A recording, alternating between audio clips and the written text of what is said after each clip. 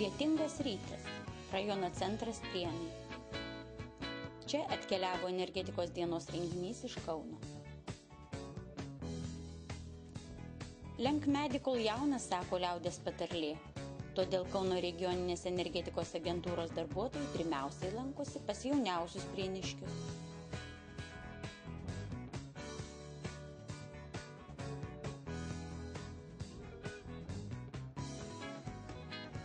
Į susitikimą su svečiais mažieji miestelio gyventojai renkasi išdidžiai nešini savo piešinėliais energetikos tema.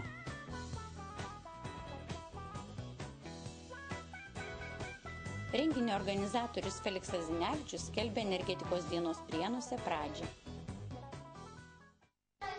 Tai dabar yra tokia diena, kuri vadinasi energetikos diena. Šiandien pas jūs Prienuose yra energetikos diena.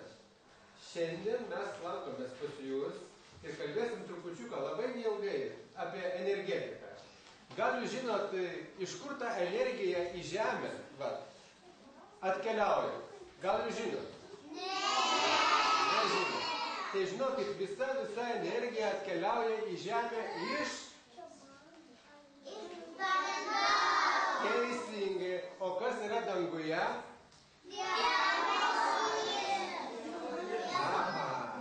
Teisingai, bet kas ten taip šviečia?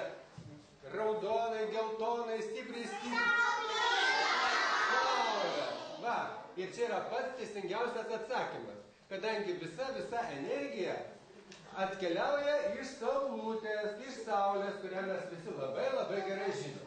Ir kas tada atsitinka? Tie spindulėliai, saulės spindulėliai atkeliauja į žemę, sušildo žemę, sušildo orą ir sušildo augalėlius. Augalėliai auga, medeliai, krūmeliai, gėlytės ir jie kaupia į save tą visą energiją, kaupia į save ir medeliai, ir gėlelės ir paskui tą visą energiją žmonės atpalaiduoja. Vaikai noriai pasakoja, kaip jie supranta energiją, kokius pažįsta buitinius prietaisus, naudojančius energiją, kaip ir kodėl reikia ją taupyti.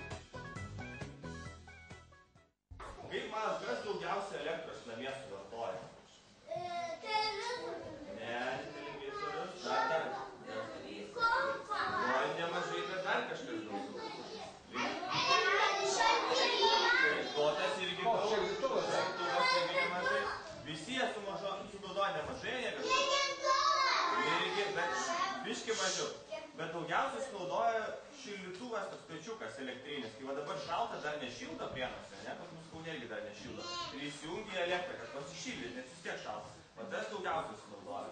Čia vadėžukyta elektrinikai. Čia paukščiukas tupia ne elektros. O čia tas kur VST. VST. Tai tas VST geras ar blogas, aš nesuprantu. Geras VST. Geras. O šitą mašina važiuoja į pamiršų, kur VST šitas namas.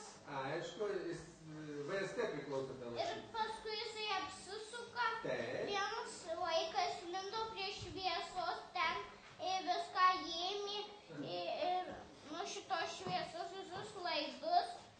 Čia mašina. Taip, graži labai raudona. Toliau. Čia žmogus. Kas toksai? Žmogus. Aišku. Nu, toliau. Elektros laidai. Čia elektros laidai turbūt. Elektros laidai, jo. Čia laidai, taip?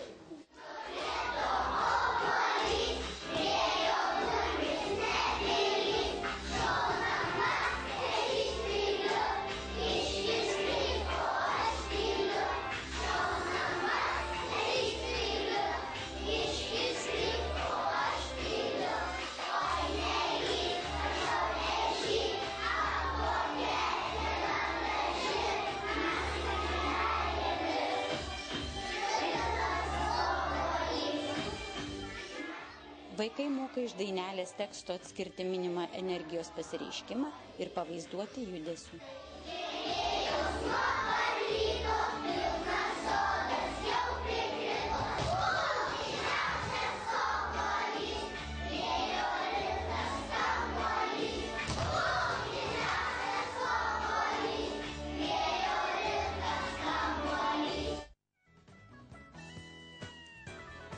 Mokiniams skirtoje programoje dalyvauja 2 mokyklų – Ąžuolo ir Revuonos moksleiviai. Jie išklauso paskaitą apie energijos vartojimą, jo įtaką klimatui. Dalyvauja viktorinoje.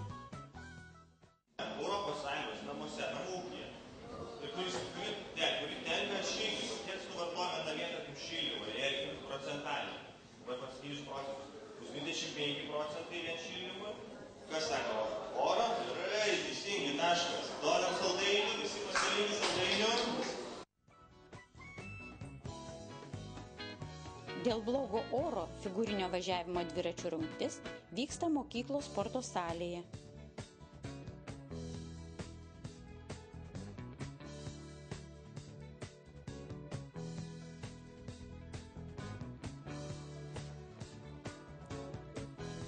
Tuo pat metu kiti dalyviai piešia plakatus ir šūkius energetikos tema. Varžosi efektyvaus vairavimo rungtyje. Gamina vėjo energijos simbolį – vėjo malūnėlį.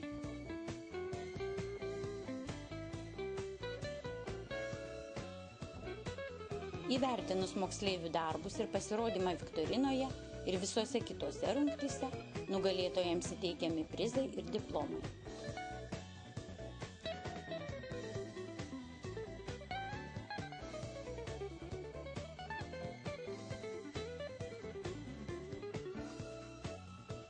Geriausių rezultatų pasiekusi klasė Ąžuolo vidurinės mokyklos 6C apdovanojama energetikos dienos taure ir ekskursija į Prienų energiją.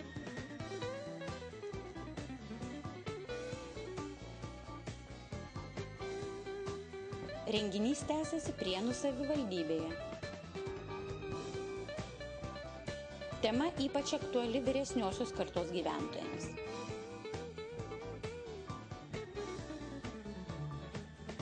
Išklausę Prienų rajono mero Alvydo Vaicekausko pranešimo bei Kauno regioninės energetikos agentūros direktoriaus Felikso Zinevičiaus paskaitos aktyviai dalyvauja diskusijose.